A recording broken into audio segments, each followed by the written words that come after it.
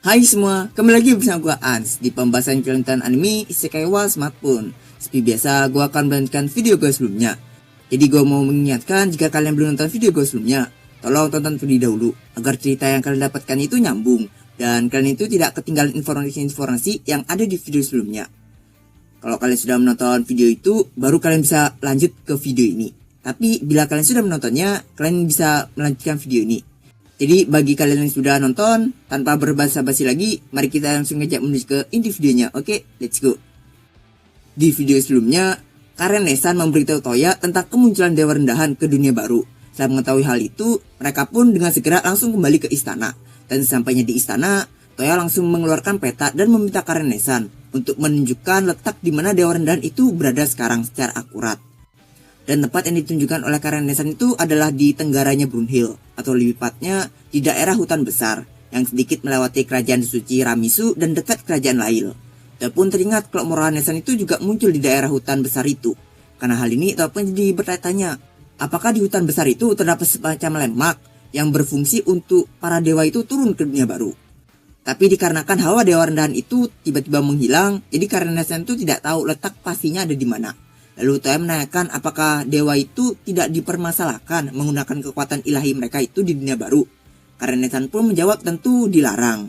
Seperti yang sudah sering dijelaskan, mereka para dewa itu dilarang menggunakan kekuatan ilahi mereka atau kekuatan mereka untuk ikut campur dalam urusan dunia. Cuman aturan ini nih sebenarnya memiliki sebuah celah, yang dimana selama mereka itu menggunakan kekuatan ilahi mereka untuk diri mereka sendiri, maka itu tuh diperbolehkan. Jadi selama mereka itu tidak menggunakannya untuk dunia, maka mereka itu bisa aja dengan bebas menggunakan kekuatan mereka. Dan Karen Nesan itu juga berkesimpulan kalau Dewa Rendahan yang turun saat ini itu pada awalnya dia itu kemungkinan ingin melacak lokasi atau letaknya Toya, Karen Nesan dan Moroha Nesan dengan merasakan atau melacak hawa keilahian Toya. Karena Karen Nesan dan Moroha Nesan itu sudah ahli dalam mengendalikan keilahiannya mereka. Dan sepertinya dia itu masih menganggap kalau Toya itu belum bisa mengendalikan keilahian Toya. Tapi tidak seperti sebelumnya, Toya itu saat ini sudah bisa mengendalikan keilahiannya Toya. Jadi dia pun tidak bisa mendapatkan lokasinya Toya atau letak di mana Toya itu berada. Maka dari itu, karena dia itu tidak dapat menemukan hawa keilahiannya Toya, Dewa Rendahan itu pun memancarkan hawa keilahiannya. Agar Toya itu dan Karen Nesan atau Moroha Nesan itu notice dengan kedatangannya dia dan menemuinya atau menjemputnya. Toya di sini sebenarnya enggan untuk pergi menemui dewa itu atau menjemput dewa itu. Apalagi setelah mengingat kalau Toya menemui atau menyebutnya, maka sudah dipastikan jumlah orang yang merepotkan akan bertambah lagi. Namun seakan tahu apa yang sedang Toya pikirkan itu, dengan segera Karen Nesan pun mencubit pipi Toya. Hingga datanglah Moroha Nesan yang menanyakan tentang apa yang sedang terjadi ke Toya dan Karen Nesan. Sama seperti Karen Nesan, Moroha Nesan juga merasakan hawa keilahian Dewa Rendahan itu. Moroha Nesan di sini sedikit tertarik gitu pada Dewa Rendahan yang turun saat ini. Selama dia bukan dewa penghancur, maka Moroha Nesan itu akan baik-baik saja dengan siapapun dewa yang turun. Tapi Moroha Nesan yakin dewa seperti dewa penghancur itu tidak akan turun. Sebab tidak ada dewa yang bisa turun kecuali mereka itu mendapatkan izin dari dewa dunia atau kami-sama. Karen Nesan pun tidak mempermasalahkannya juga. Tapi di sini Karen Nesan tuh ingin kalau dewa blacksmith dan pertanian yang turun, asalkan bukan dewa perdagangan. Moroha Nesan pun di sini menjelaskan gitu, kalau alasan Karen Nesan itu tidak ingin dewa perdagangan itu turun, karena Karen Nesan dan dewa perdagangan itu memiliki hubungan atau kecocokan yang cukup buruk. Namun berbeda seperti Karen Nesan, Moroha Nesan di sini malah ingin kalau dewa katana, dewa tombak atau dewa seni militer yang turun. Karena akhir-akhir ini Toya itu sudah tidak menemaninya dalam berlatih.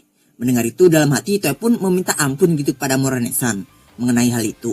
Karena setiap kali Moroha Nesan itu ngajak Toya latihan, Toya itu pasti akan sangat kelelahan. Sampai-sampai Toya itu merasa tidak bisa bergerak lagi untuk seharian. Sebab Moroha Nesan itu pasti bersungguh-sungguh menyerang Toya dengan niat membunuhnya saat latihan. Maka dari hasil 52 pertandingan yang sudah Toya lakukan sama Moroha Nesan, Toya itu menerima 52 kali kekalahan. Atau Toya itu sama sekali tidak pernah menang sama sekali melawan Moroha Nesan. Toya malah senang jika dewa katana atau dewa tombak seperti yang Karen Nesan inginkan itu turun. Karena kalau mereka itu mau menemani Moroha Nesan sebagai gantinya Toya, maka Toya itu akan terbebas dari latihan Moroha Nesan yang sangat neraka itu. Sikatnya Toya, Karen Nesan dan Moroha Nesan pun memutuskan untuk menemui Dewa Rendahan itu. Toya pun membuka gate-nya ke perbatasan kerajaan Lail. Dan rencananya dari sana itu mereka akan pergi menuju ke hutan besar. Tapi karena kakak-kakaknya itu tidak bisa terbang, dikarenakan itu tuh membutuhkan kekuatan keilahian, Toya pun teringat dengan sebuah benda yang kebetulan Toya itu temukan di gudang Babylon. Benda itu adalah karpet ajaib yang ukurannya itu 1/5 tikar tatami. Karpet ajaib yang memiliki fungsi yang sama seperti karpet ajaib milik Aladin, yaitu bisa membawa orang yang duduk di atasnya itu terbang. Cuman bedanya karpet ajaib milik Toya ini sudah dilengkapi dengan penghalang di sekitarnya, agar Toya dan lain-lain itu tidak terjatuh atau merasakan angin secara langsung saat terbang. Ditambah, Toya itu juga nantinya akan merapalkan sihir invisible saat mereka itu terbang nanti, supaya tidak ada orang di sekitarnya yang dapat melihat Toya dan yang lain-lain saat terbang. Toya pun mengajak kedua kakaknya itu yang saat ini sedang memasang ekspresi kebingungan untuk duduk di atas karpet ajaib itu. Lalu setelah mereka itu sudah duduk, Toya pun juga ikut duduk di depan mereka berdua. Dan setelah Toya duduk di karpet ajaib itu pun mulai mengambang di atas udara sekitar 1 meter. Kemudian melalui aba-aba dari Toya, karpet ajaib itu pun mulai bergerak maju secara perlahan. Di sini Karanesan cukup senang menaiki karpet ajaib ini. Akan tapi karpet ajaib ini sebenarnya memiliki masalah, di mana untuk mengendalikannya itu dalam waktu yang lama, orang yang mengendalikannya itu harus memiliki sihir yang cukup banyak. Jadi jika orang itu nggak punya cukup banyak sihir, itu tidak akan bisa memakai karpet ajaib ini lama-lama. Dikarenakan kedua kakak-kakaknya itu sudah terbiasa dengan sensasi terbang menggunakan karpet ajaib ini, Toya pun sekarang menaikkan ketinggiannya dan kecepatannya. Meskipun Toya tidak bisa melakukan atraksi gerakan akrobatik seperti Aladin. Dan tak lama kemudian mereka pun tiba di langit hutan besar. Toya pun lalu menghentikan karpet ajaibnya, namun sambil tetap melayang di udara. Setelah itu Toya pun mencoba melepaskan sedikit hawa keilahiannya, agar si Dewa Rendahan itu tahu kalau Toya itu sedang menyebutnya. Dan agar dia itu juga memberikan lokasi dia berada sekarang. Setelah melakukan itu, Toya pun langsung dapat merasakan hawa keilahian yang serupa dengan punyanya dari kejauhan hutan. Akan tapi tidak seperti Toya yang biasa saja merasakan hal itu, Karanesan dan Moronesan malah terkejut gitu setelah merasakannya. Toya yang melihat mereka seperti itu pun nanya kenapa. Karanesan dan Moronesan pun menjawab kalau mereka itu merasakan terdapat ada lebih dari satu pancaran ilahi. Yang itu dengan kata lain, Dewa Rendahan yang turun tidaklah hanya satu saja, melainkan ada lebih dari satu. Toya pun terkejut mendengar itu. Toya bertanya apa maksudnya ini. Karanesan pun juga nggak tahu, tapi mereka akan mengerti jika mereka itu sampai di sana. Singkatnya, Toya pun sampai di lokasi dewa-dewa itu berada. Namun karena tertutupi oleh pepohonan, Toya pun tidak dapat melihat mereka dengan jelas. Tapi paling tidak Toya itu dapat melihat mereka sekilas. Dan saat Toya dan kakak-kakaknya turun di dekat mereka, bunyi musik yang ramai pun mulai terdengar bersamaan dengan suara tawa, riang, dan bau-bau yang lezat. Dan setelah didekati, ternyata di sana itu terdapat sebuah pesta yang dihadiri oleh seorang pemuda yang sedang memainkan instrumental musik mirip mandolin, seorang gadis yang wajahnya itu merah karena sedang minum alkohol, seorang wanita yang sedang memanggang daging di atas api unggun, dan seorang pria yang sedang memakan kacang dan beri sambil tersenyum gitu. Dia pun langsung menatap ke Karanesan untuk meminta penjelasannya siapa mereka itu. Dan Karanesan pun menjelaskan kalau mereka semua itu adalah dewa musik, dewi alkohol, dewi berburu, dan dewa pertanian. Dia pun sontak sangat terkejut.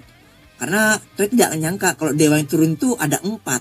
Sementara Toya masih tercengang, gadis kecil atau si dewa alkohol, dia pun mulai melambaikan tangannya ke Toya, Karanesan dan Moronesan.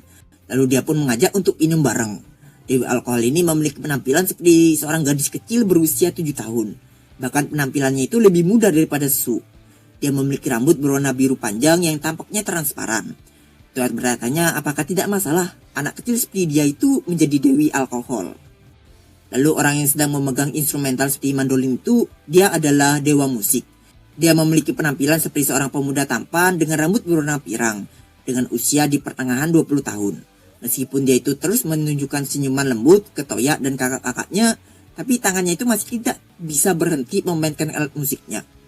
Kemudian untuk dewa pertanian, dia itu memiliki mata sipit dengan penampilan yang kalem, rambutnya berwarna coklat polos, dan dia itu memiliki suasana yang sederhana di sekitarnya. Dan yang terakhir adalah dewi berburu. Dia itu memiliki penampilan seperti wanita muda dengan rambut bergaya ponytail dan berwarna biru. Di sampingnya itu juga tergeletak sebuah busur dan panah yang terlihat seperti buatannya sendiri. Karanesan pun menanyakan ke mereka semua itu alasan kenapa mereka itu bisa turun. Sebab menurut Karanesan, kalau tujuan mereka itu untuk membantu Karanesan melawan dewa bawahan yang kabur, dengan jumlah mereka itu maka itu terlalu banyak. Namun sepertinya tujuan mereka itu berbeda. Dewi berburu dan dewa pertanian pun bilang gitu kalau tujuan mereka itu turun tidak untuk membantu Karanesan dan Moronesan. Namun tujuan atau tanggung jawab mereka itu adalah Toya. Toya pun bingung di sini mendengar itu. Moronesan pun bertanya apa maksudnya. Dewa pertanian pun menjelaskan Yang dimana karena Toya adalah orang yang menerima keilahian dari dewa dunia, jadi sebagai senior Toya, mereka itu ditugaskan untuk mendidik dan mendukung Toya, sehingga Toya itu dapat menjadi dewa muda yang akan berjalan di jalan yang benar. Tapi itu yang mereka putuskan beberapa waktu yang lalu. Dewi alkohol dengan belak-belakan mengatakan kalau saat ini tujuan mereka itu hanya sekedar untuk bersenang-senang saja. Toya yang mendengar itu pun jadi makin gak paham gitu dengan tujuan mereka turun ke dunia baru. Toya lagi-lagi bertanya-tanya, apakah keempat dewa-dewi ini gak punya kerjaan gitu di sana? Di lain sisi, Dewi berburu yang mendengarkan perkataan Dewi alkohol yang belak-belakan tadi, dia pun mulai tertawa terbahak-bahak. Kemudian dia pun meluruskan perkataan Dewi alkohol sebelumnya, yang dimana mereka memang memutuskan untuk bersenang-senang. Namun hal ini itu mereka lakukan sebenarnya untuk membiasakan diri mereka dengan tubuh atau wujud mereka itu. Mereka sudah tidak pernah turun ke tanah selama beberapa ribu tahun. Jadi meskipun mereka itu telah melakukan humanifikasi, mereka itu masih perlu membiasakan wujud atau tubuh mereka itu. Dewi berburu sebelumnya bahkan mencoba untuk berburu 2-3 binatang buas untuk membiasakan wujudnya yang sekarang itu. Dan ternyata menurutnya itu cukup menyenangkan, berburu tanpa menggunakan kekuatan ilahinya. Dewi alkohol pun setuju dengan perkataan Dewi berburu. Dia juga sudah lama sekali tidak minum anggur selain anggur suci. Dan dia sangat senang sekali dapat merasakan mabuk. Kemudian ada dewa pertanian yang juga sama setujunya. Dia sudah lama sekali tidak pernah merasakan berkah dari tanah. Dan ini tuh benar-benar sangat nikmat baginya. Lalu yang terakhir dewa musik. Dia dengan ceria memainkan alat musiknya. Dan gembaannya itu seolah-olah setuju juga dengan ketiga dewa-dewi lainnya. Karanesan pun kagum dengan mereka. Kenapa sih sulit untuk mendapatkan izin dari dewa dunia? Namun menurut perkataan Dewi berburu, ternyata mereka itu mendapatkan izin itu tuh tidaklah sesulit seperti yang Karanesan bayangkan.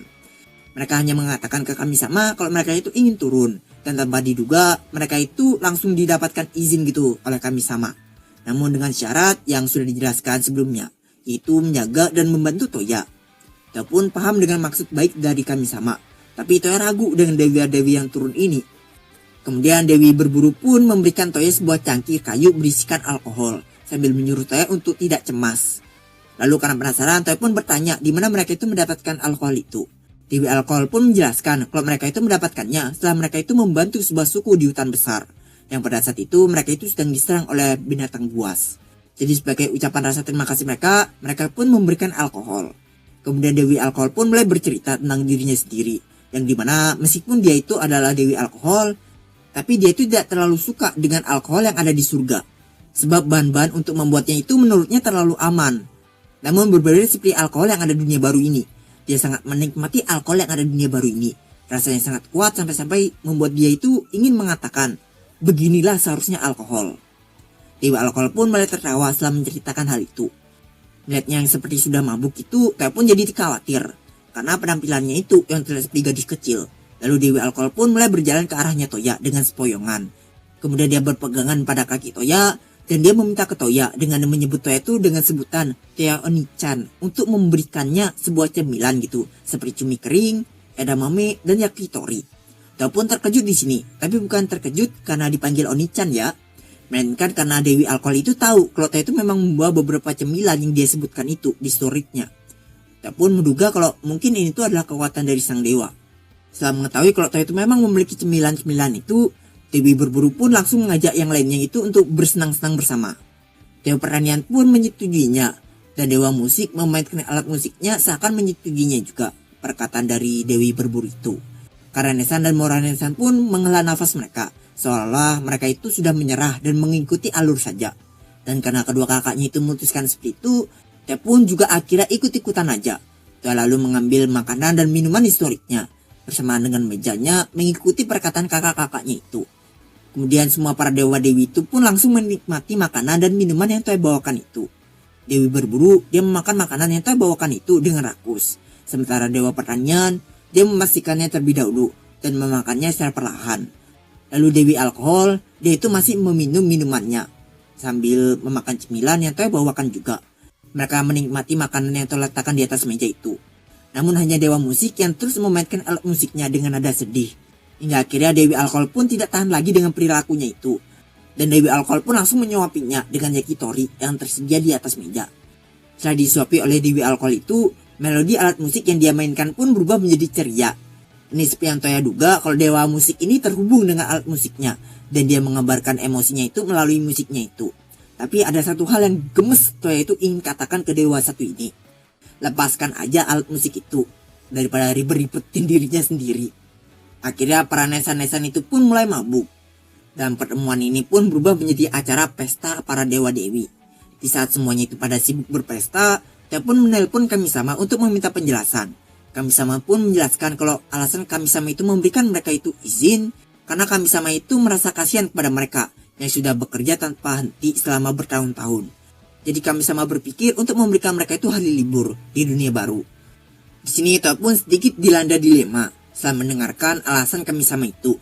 Sebab sejujurnya Toya itu tidak ingin dunia barunya ini dijadikan tempat liburan bagi para dewa.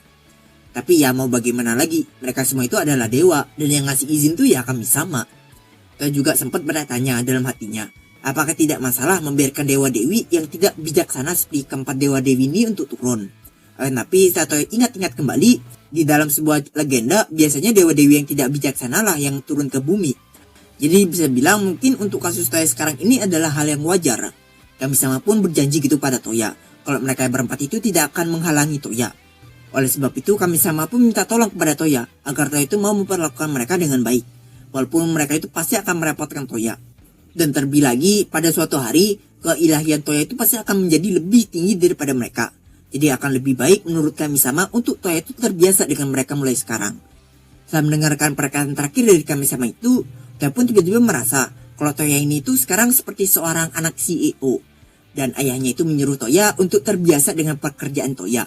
Karena kedepannya Toya itu akan menjadi CEO meneruskan pekerjaan ayahnya itu. Singkat cerita Toya pun menutup teleponnya dengan Kami-sama. Setelah itu Toya menarik nafasnya panjang dan mulai berpikir apa yang harus Toya lakukan mulai sekarang. Melihat Toya yang terlihat lesu seperti itu, Dewi Alkohol pun mendekati Toya dengan senyuman aneh sambil menghibur Toya gitu. Dia benar-benar sudah mabuk berat dan lebih parahnya lagi, Toya itu dipaksa olehnya untuk ikut minum bareng dengannya. Toya ingin menolak tawarannya itu untuk minum, tapi Toya tidak bisa melepaskan diri dari Dewi Alkohol ini. Dia menarik Toya dengan sangat kuat. Hingga Toya pun berpikir apakah Dewi Alkohol ini semacam Master Kempo yang jadi lebih kuat ketika dia itu mabuk. Saat Toya dipaksa duduk di meja untuk minum bareng, tiba-tiba Karanesan pun juga datang mendekati Toya sambil memegang segelas alkohol juga. Dengan wajah yang sudah memerah karena dalam keadaan mabuk, Karanesan pun mulai menanyakan tentang sudah berapa jauh hubungan Toya dengan para cewek-ceweknya itu. Karanesan pun juga di sini sudah benar-benar mabuk sekali. Bahkan dari nada bicaranya dan cara bicaranya itu sudah seperti seorang peminum. Dan nafasnya itu juga sudah menjadi aneh. Karena diapit oleh dua dewi ini, Toya pun dengan segera mencari Moronesan dengan niatan untuk mencari pertolongan dari dirinya. Namun akan tapi Moronesan malah sudah tepar duluan. Toya pun tentu terkejut di sini karena Dewi Pedang yang sehebat Moronesan ternyata lemah sama alkohol. Padahal Toya itu saat ini sangat menginginkan bantuannya untuk menyelamatkan Toya. Dewi Alkohol pun melanjutkan minumnya dengan tegukan besar. Sementara itu Dewi Berburu tertawa dengan keras. Dewa Pertanian hanya fokus menikmati hidangan yang disajikan. Dan Dewa Musik dia masih terus saja memainkan alat musiknya. Dengan tumbangnya Moronesan ini, sudah tidak ada lagi satupun sekutu Toya yang dapat membantu Toya untuk keluar dari pesta ini. Dan ya, sekian dulu untuk video kali ini. Jika ada salah kata atau informasi seperti biasa, kalian bisa ketik aja di kolom komentar. Jika kalian suka video ini, bisa di like dan share-nya, lalu jangan lupa subnya. Oke, see you next video, and... Okay, 3, 2, 1. 好き好き。See you! No, no, no, no, no, you're not dying.